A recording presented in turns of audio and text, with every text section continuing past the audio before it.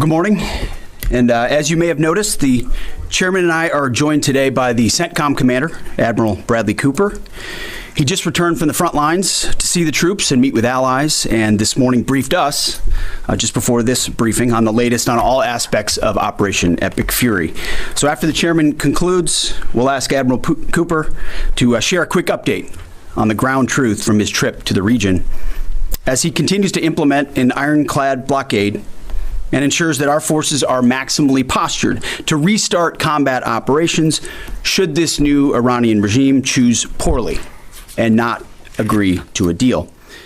And that is what we urge this morning, that this new Iranian regime choose wisely, which is where we'll start with a message to Iran's military leadership, to the KH leadership and IRGC leadership.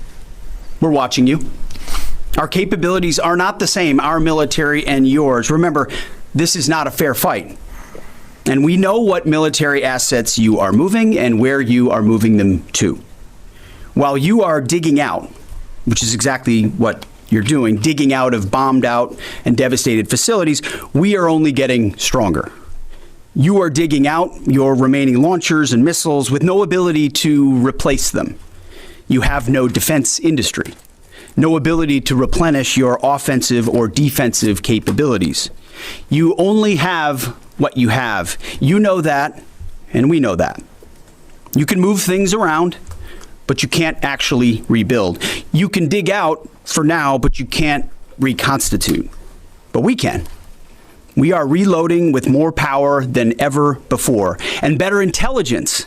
Even more importantly, better intelligence than ever before, as you expose yourself with your movement to our watchful eye.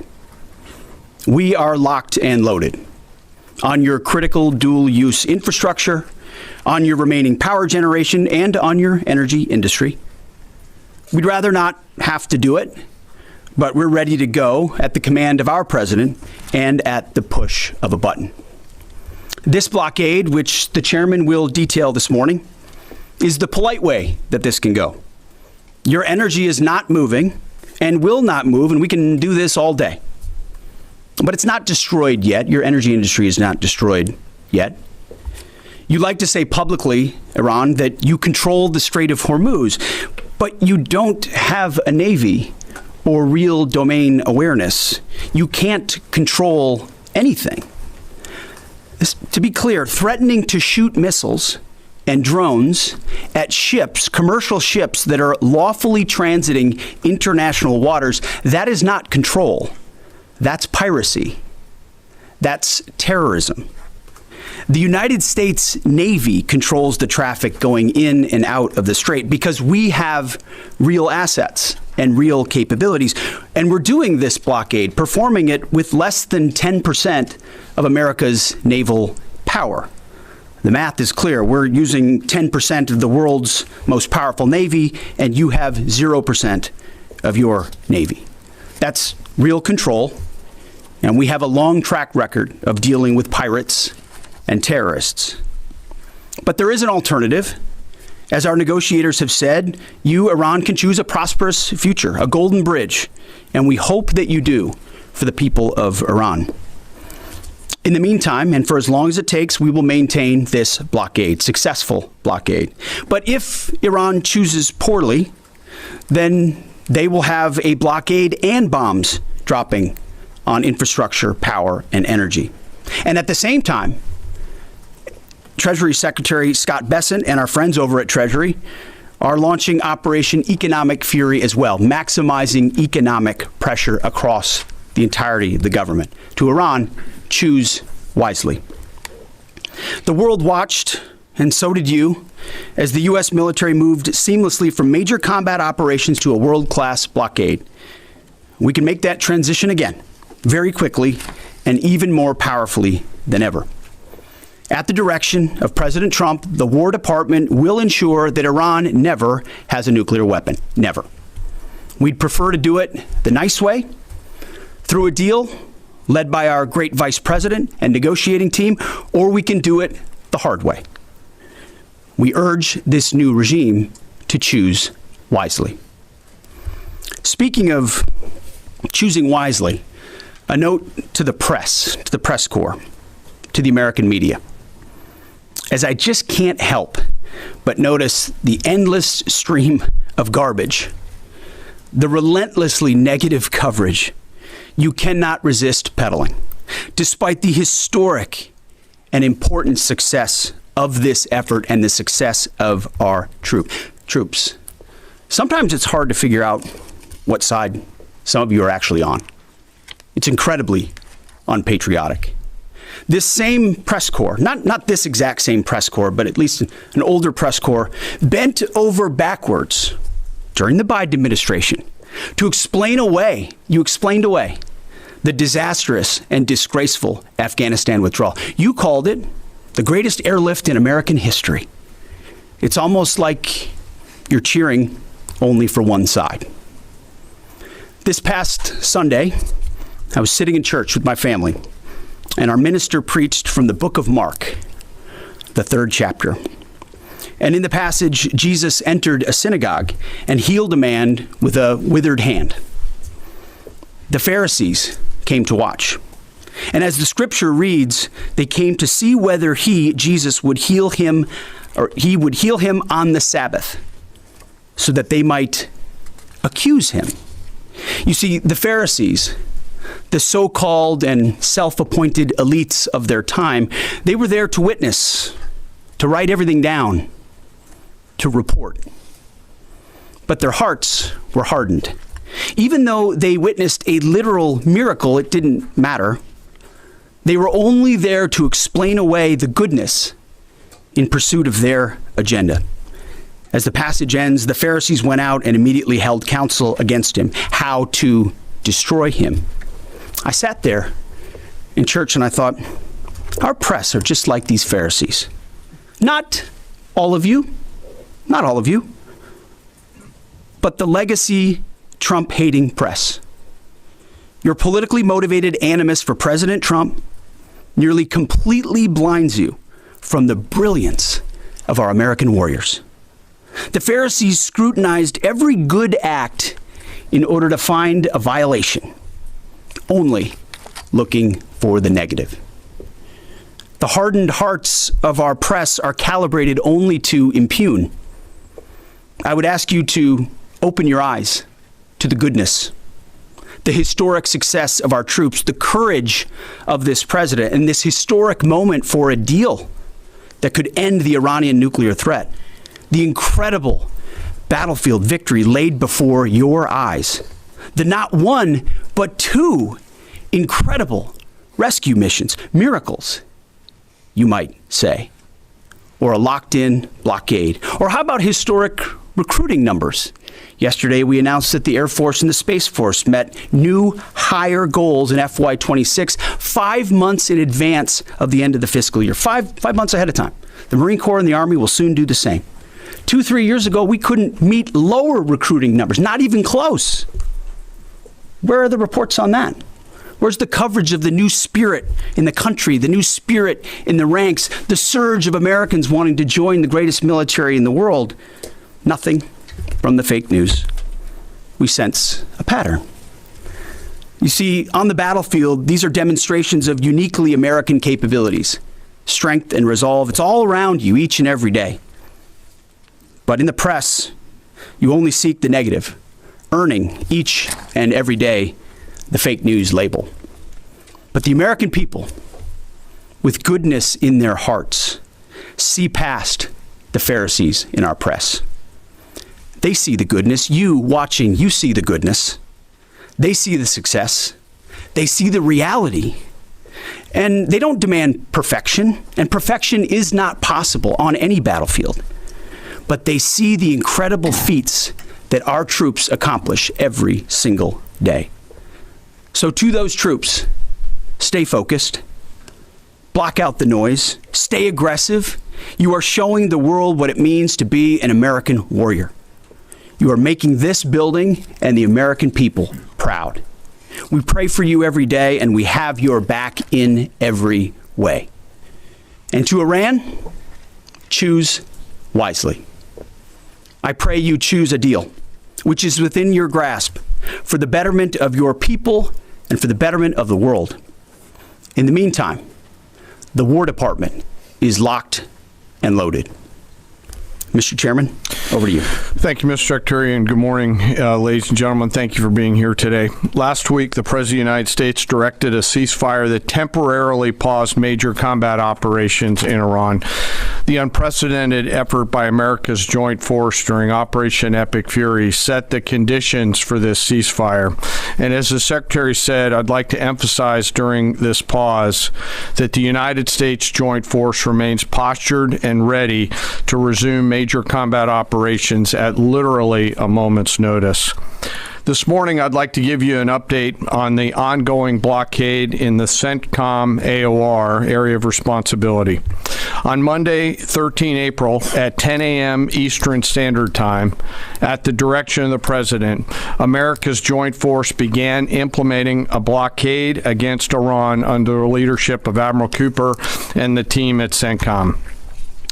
Let me be clear, this blockade applies to all ships, regardless of nationality, heading into or from Iranian ports. The U.S. action is a blockade of Iran's ports and coastline, not a blockade of the Strait of Hormuz. Enforcement will occur inside Iran's territorial seas and in international waters. In addition to this blockade, the joint force, through operations and activities in other areas of responsibility, like the Pacific area of responsibility under the command of Admiral Paparo, will actively pursue any Iranian-flagged vessel or any vessel attempting to provide material support to Iran. This includes dark fleet vessels carrying Iranian oil. As most of you know, dark fleet vessels are those illicit or illegal ships evading international regulations, sanctions, or insurance requirements. More than 10,000 sailors, Marines, and airmen, over a dozen ships and dozens of aircraft are executing this mission. And let me walk you through this operation a little bit. Please go to the first slide. First to the graphic. This is taken before the blockade began. North is up. You can see the blockade line here in the center of the graphic, denoted by the red dashed line. This map is a pull from our common operating picture that we use to allow commanders and key leaders to see what is happening in near real time. We just grabbed screen grabs to highlight the actions and activities. What is not shown is how incredibly congested this area is and the incredible work that our sailors are doing to ensure that they can work in and around an incredibly busy water space. What is also not depicted here is the massive force of fighters, intelligence aircraft, helicopters, and other embarked forces, to include aerial refueling tankers, that are up overhead this blockade area. You'll note that U.S. forces are in blue. Iranian ships are in red.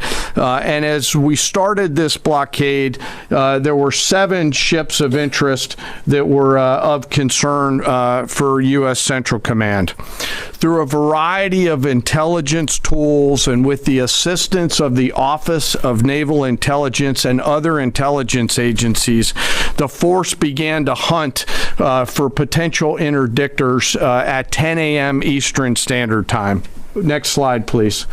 It's now 12:40 Eastern Daylight Time, 2 hours and 40 minutes into the blockade, as attempted blockade runners attempt to hop the line. U.S. forces began to commit. Out in front of them was a range of intelligence, surveillance, reconnaissance, and tactical assets. And immediately, these runners began to see, sense, and feel America's combat power compressing upon them. The lead ship, normally a destroyer, as depicted here, along with air power off of the USS Abraham Lincoln Strike Group, began to move towards those ships. At each point the United States Navy will transmit a warning. A young sailor, normally on the bridge of one of those destroyers, a junior officer, picks up that mic and transmits, and I quote, "Do not attempt to breach the blockade. Vessels will be boarded for interdiction and seizure transiting to or from Iranian ports. Turn around or prepare to be boarded. If you do not comply with this blockade, we will use force."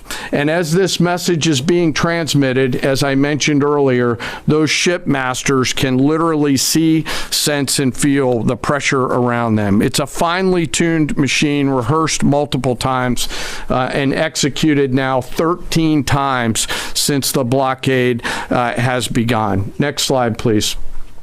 We're now 24 hours plus into the blockade. You can see the turning around of multiple ships, 12 of which stayed inside the blockade line, one of which not depicted off to the eastern side, turned around before even attempting it.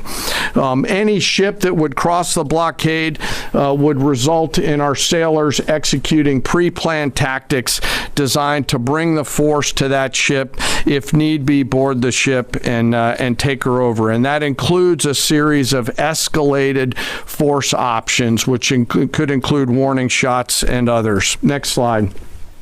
The final graphic shows taken at 11:20 p.m. the night of 14 April. You can see that the captains of all these ships have made the wise decision not to move, transit, or run this blockade.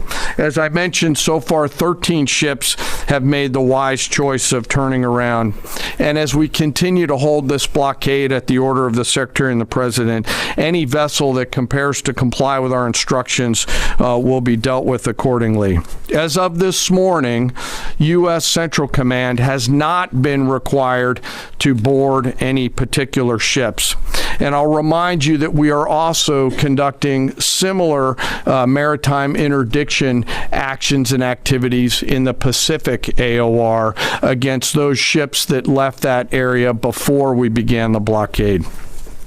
Before I turn it over to Admiral Cooper, I want to talk briefly today about the men and women enforcing the blockade, America's sailors and Marines, and today particularly our destroyer and surface forces. When we talk about an American destroyer, it's important that you and the American people understand their capabilities. An Arleigh Burke-class destroyer are the backbone of the United States Navy surface fleet. Over 500 feet long, they displace 9,000 tons, and it is the sports car of the United States Navy.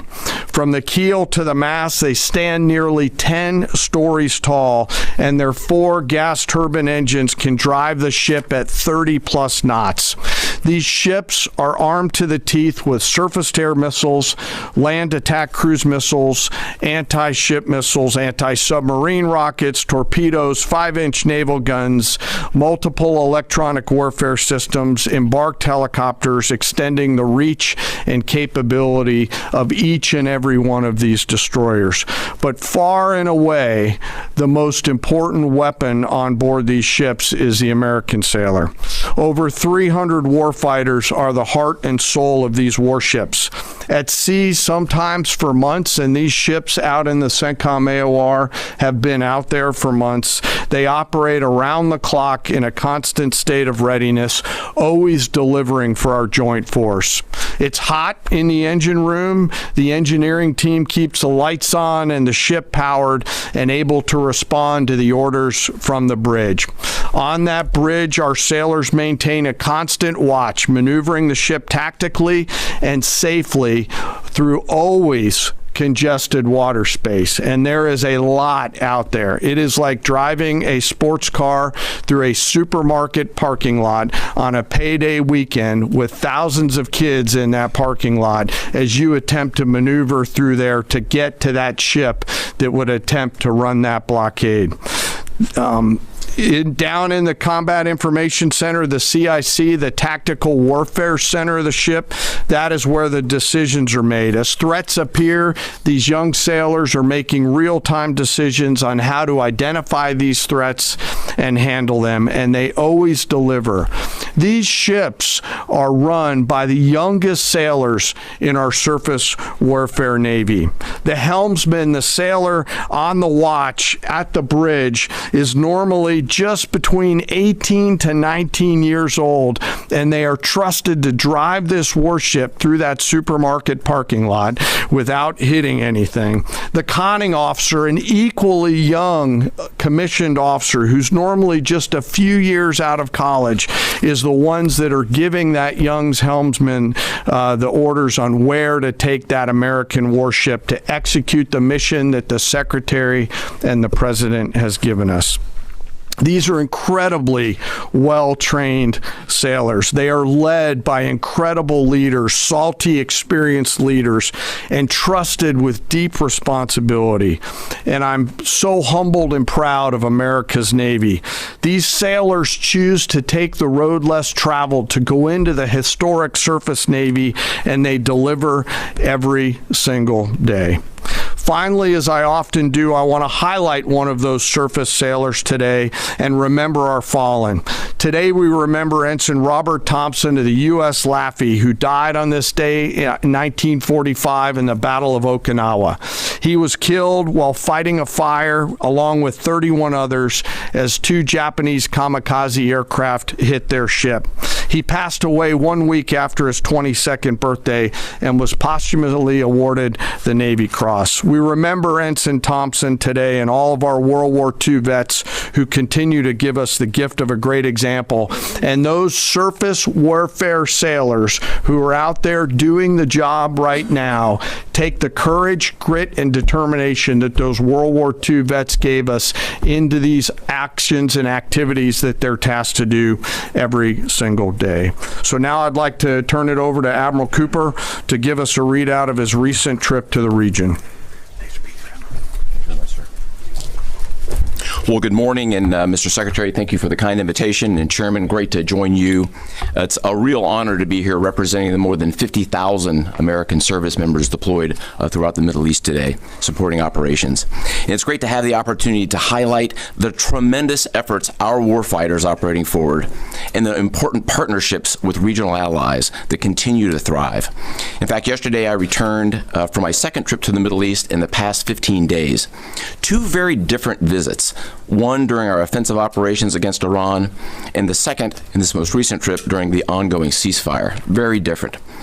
During both of my recent trips, I visited with our troops who were deployed across the region in more than 70 different locations, in a distance that largely spans between Florida and Arizona.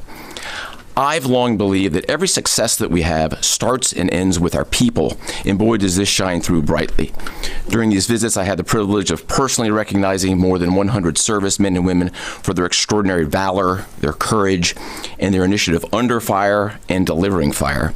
And every time I interact with these young men and women downrange, I am deeply inspired by their courage, their resilience, and their unwavering commitment.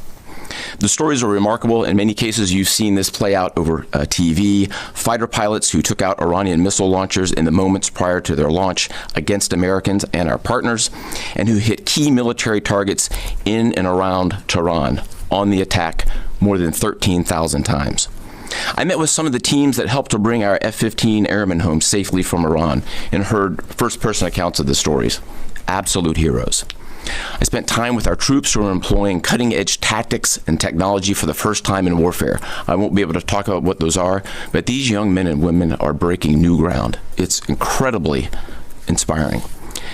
I met with teams who launched our own one-way attack drones into Iran. These were originally Iranian-designed drones. We brought them back to America, took the guts out, put a Made American stamp on them, and fired them right back to Iran. Very effective. I met with teams who are employing AI every single day to help us sift through vast amounts of information to help us make decisions faster.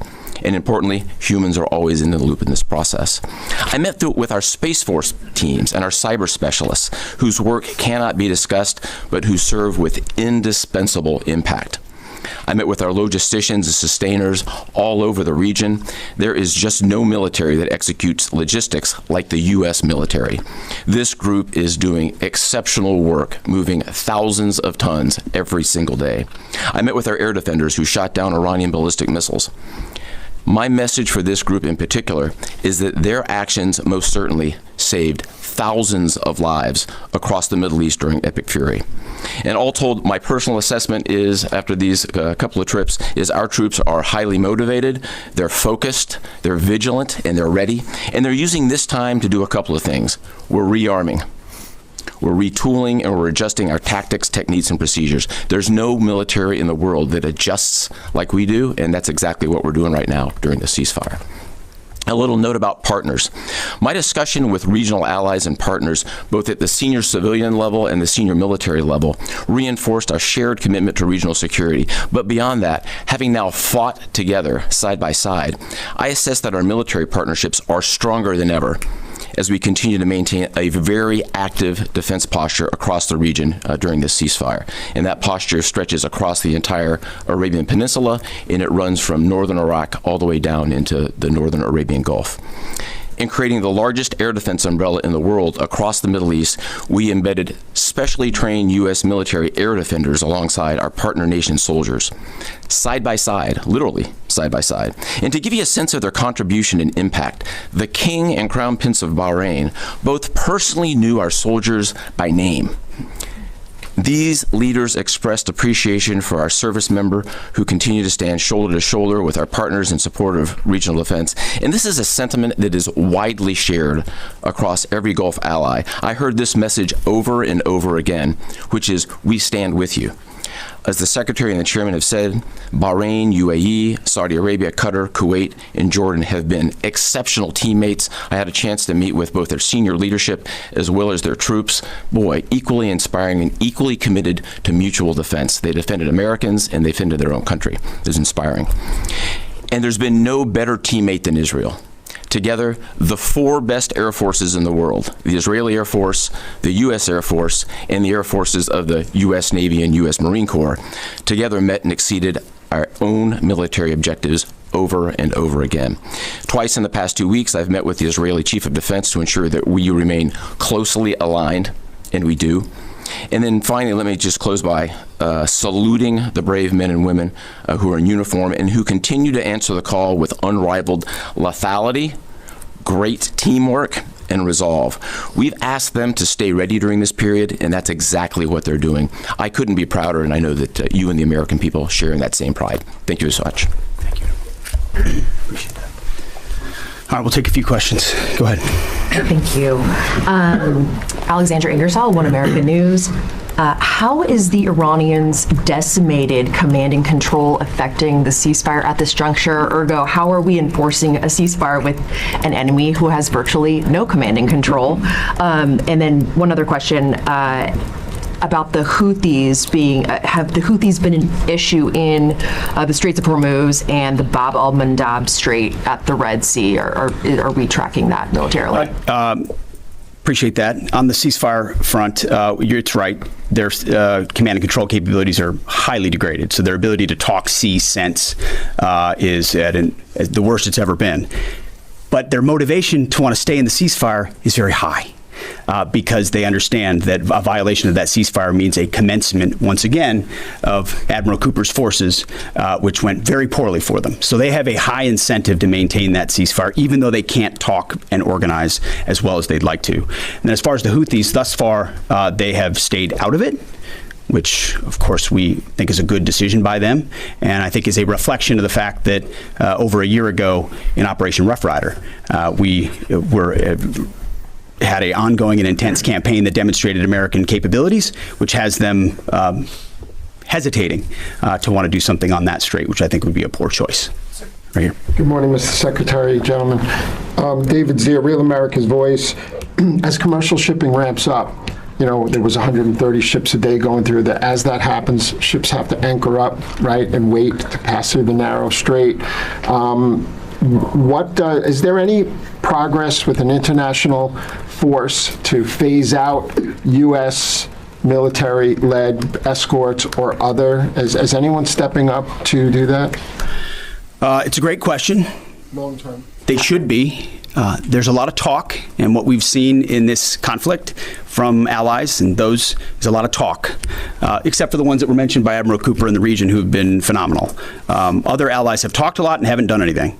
And as the president has pointed out, this is a waterway that the American commerce doesn't use all that much. We don't rely on the energy coming out of the Strait of Hormuz, but Asia does, and Europe does, and large parts of the rest of the world do. And so their ability to muster a collective defense or a clearing of the straits would be a wonderful thing. And we hear and see the talk about it, but when shots were fired and those countries were needed the most, they weren't there. They weren't in the strait. They weren't alongside us. Their leaders weren't rallying what they have of their navies. If they decide after CENTCOM does the heavy lifting, which again, they should be able to do. We should live in a world where other countries can defend waterways, not just the United States Navy. Should that conclude, which we believe it will, then we would welcome other countries coming in after the fact. But you can't live in a world in perpetuity, and this is a message to the rest of the world and our allies, where you just rely on America to continually do the heavy lifting. Oh, Iran might get a nuclear bomb. Who's going to do something about it? America. And America only. Other allies need to invest in their capabilities so they can project power and do basic tasks like clearing a strait. So we're not counting on it, but it would be wonderful to see it if it ever materialized. Yes. Thank you, Mr. Secretary. Thank you all for your time. I have a couple questions. I know you said a few weeks ago that Iran's supreme leader was wounded and disfigured. Do you have an update on whether he's even alive at this point? And then another question for you. Iranian embassy accounts are sharing an AI video of Jesus Christ kind of bloodily killing President Donald Trump.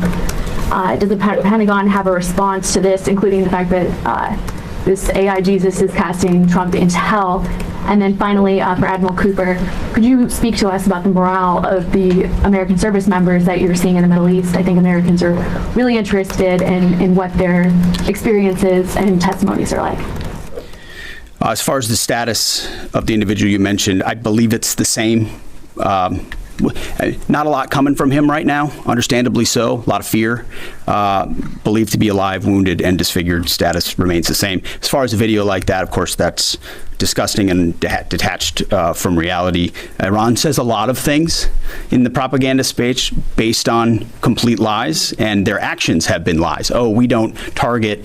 We see missiles going into civilian facilities and hotels in the Gulf states. And they say we only target military targets, as you watch drones and missiles go into. So they are going to misrepresent, lie, spin in a multitude of ways, which we are quite used to. Ultimately, they need to come to the table and make a deal. And I'll hand it over to Admiral Cooper for this. Yeah, I would just reiterate my previous comment. Morale is very high. And anyone in the military can take about 2 seconds to figure out what morale looks like by meeting around with the people. And it is crystal clear. These are motivated young men and women. I had the wonderful privilege of writing a letter early on in the operation to the team forward. And I told them this was going to be a mission of extreme consequence. And serving at a time where you are making a difference, consequential, as the Secretary and the Chairman have described over and over again, is incredibly and deeply meaningful. And I think that's the key part of the drive, as well as being great teammates across the board. It's a privilege to watch.